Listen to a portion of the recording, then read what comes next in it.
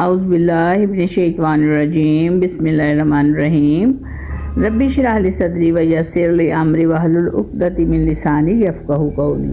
السلام علیکم ویورز، کیا حال ہے؟ امید ہے اللہ کے فضل و کرم سے سب خیریت سے ہوں گے۔ آج 14واں روزہ ہے اور اس کے اذکار میں آپ کے ساتھ شیئر کر رہی ہوں۔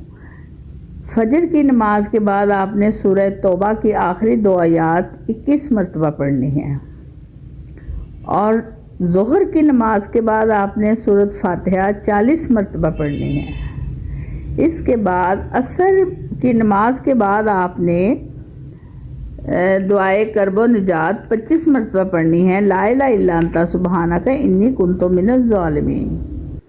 یہ آیت حضرت یونس علیہ السلام نے مچھلی کے پیٹ میں پڑھی تو اللہ تعالیٰ نے انہیں نجات عطا فرمائی۔